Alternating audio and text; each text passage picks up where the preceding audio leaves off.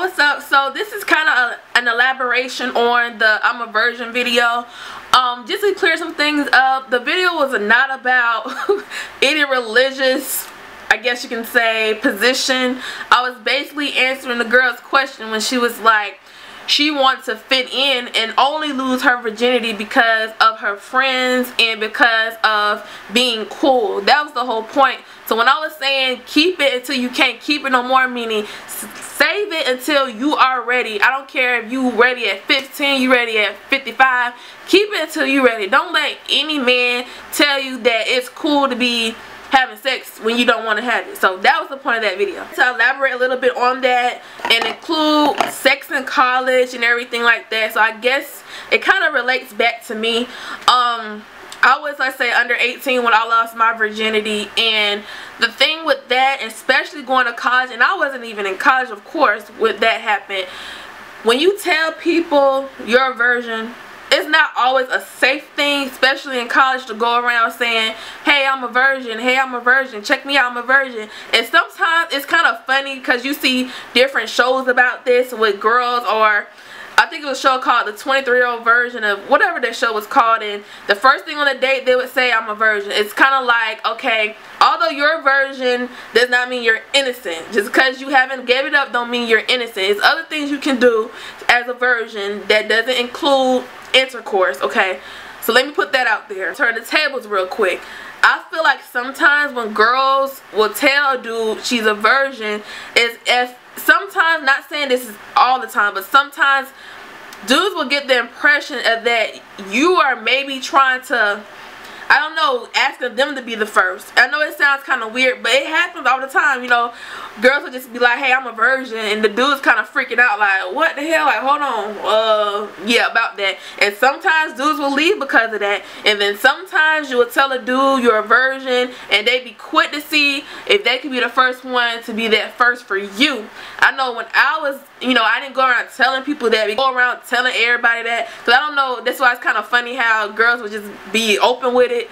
But not saying that don't be ashamed of it, but you know what I'm saying, it's just like you having a conversation with this boy you just met, just tell them like you're a virgin. It's kind of like, okay, where the hell did that come from? I didn't ask for that. So it's kind of too much information. So I know when I was growing up, you know, oh, you a virgin, boys would be quick to take it. I mean, I remember this boy would text my phone every day, you gonna let me be the first, let me be your first, let me be your first. And that can be very unsafe, especially in college, if you telling boys everywhere you go that you are a virgin. Now when you, it's a difference between telling it and being ashamed of it. You should be very proud that you're a virgin. Don't let any girl, none of these hoes, these little hood rats, ratchanistas tell you that you're going to be nothing if you don't have sex. That is some bullshit.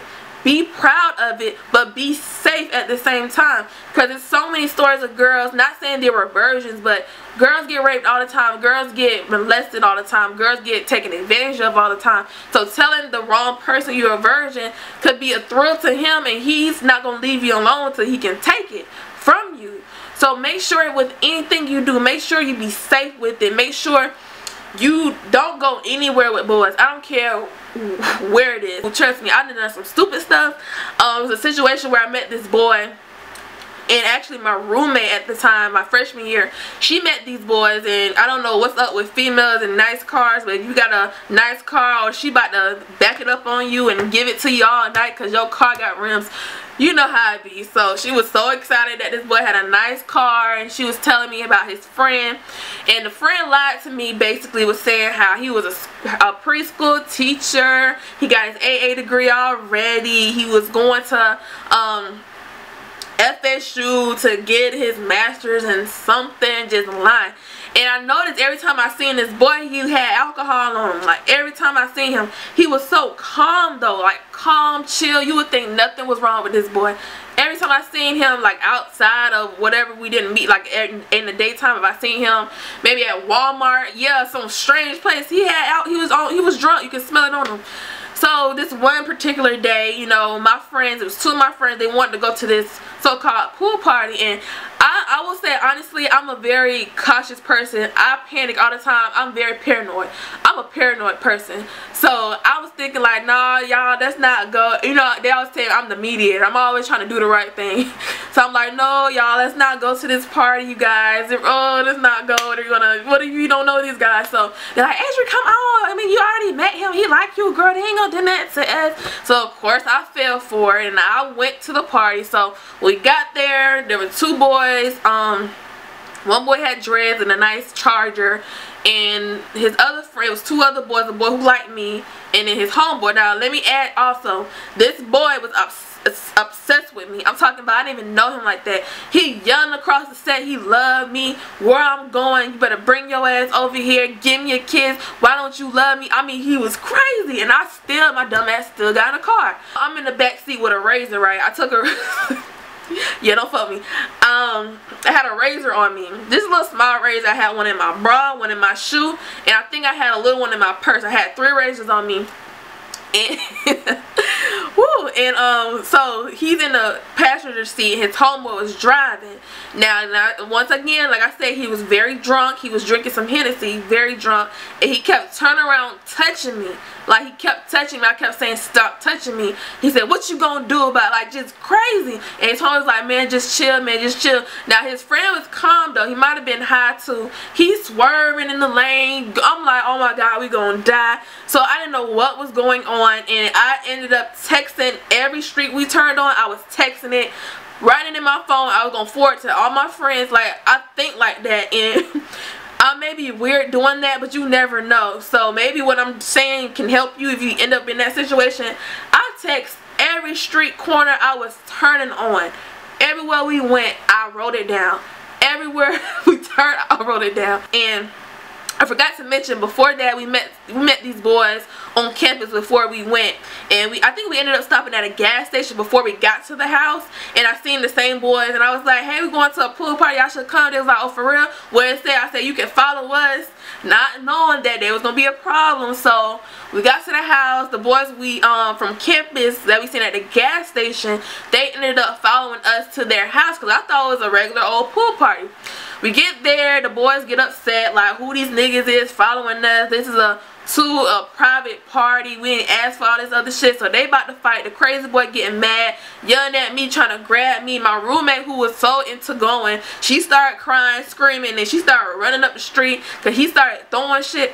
I'm like, oh my God, I'm gonna die. Like, what the heck? So they scared the new boy. They scared them away. So it was basically me and my roommate there. Then she started walking away, crying. I'm like, you gonna leave me here? So the crazy boy, they had to calm him down because he throwing bottles and stuff at us. Thing I was typing in my phone, I didn't delete them. I ended up sending them to one of my homeboys, and he actually was with the boys that they ran away. So that was crazy how that happened. And then they ended up coming back one by one, getting us, because it was like 6 of them in the car. So they would drop 2 off at a gas station, come pick us up, take us back, drop 2 more off. Like, they were just so cool for doing that. So with that being said, you guys got to be safe. You have to be safe, because I could have been, no telling what would have happened if I didn't just write the addresses, the streets down where I was going, and just being cautious. I had a razor on me. Not saying that you need a gun on you everywhere you go, but just saying be safe. And especially with sex, oh my God, no telling what can happen with sex too. I mean, same thing. I know that has nothing to do with sex, but no telling he would have raped us when we got in their house, or no telling what would have happened to us if we didn't be safe and just be smart. So you gotta be smart about it, ladies. You gotta be safe. And like I said before, don't give up anything unless you are ready to do it. It's so sad hearing stories. Like I said, my major is criminology, and we read so many stories. And right now I'm in this women in crime class, and we're reading like theories of African American offending, and just stories about girls who get raped. And when it comes to that, some girls get raped, and it's so sad that they're, you know, it's like their virginity was taken from them. And it's so sad hearing stories like that. They couldn't, you know, of course, in that situation, then you could do, you know, rituals and, you know, get into religion when, you know, born again version will come into play with that, like, with stuff like that. But I feel like if you're willing to give it up and you just doing it because you don't want to do it, you doing it to satisfy someone else, it's gone. You know, I feel like it's different than it being taken away from you for being raped or molested or just